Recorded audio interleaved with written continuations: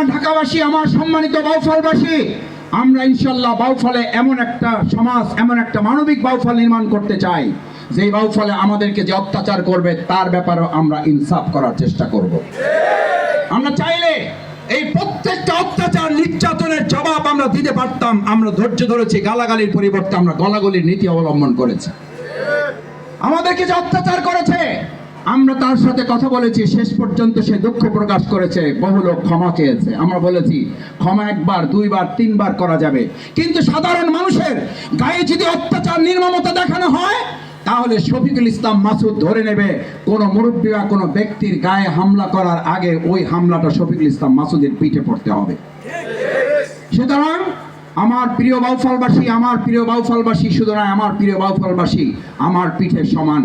ওনাদের গায়ে কোনো নির্যাতন হলে ওটা শফিকুল ইসলাম মাসুদের গায়ে আগে পড়বে।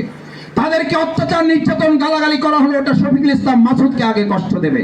আমরা এরকম একটি মানবিক বাউফল বিনির্মাণ করার জন্য যদি চেষ্টা চালাই, আমি আপনাদের কাছে কি আশা করতে পারি এরকম একটা বাউফলের জন্য আমরা সবাই কাঁধে কাঁধ মিলিয়ে, হাতে হাত মিলিয়ে আমরা কাজ করব? একটু রাজি আছি সবাই ইনশাআল্লাহ? দেখি সবাই, আল্লাহ আপনি হাতগুলো কবুল করেন। আল্লাহ শহীদ শরীফ ওসমান হাদির শাহাদাতের তামান্নায় আমাদেরকে উজ্জীবিত হয়ে ঢাকা আমাদের প্রিয় বাউফলকে গড়ে তোলার তৌফিক দান করেন।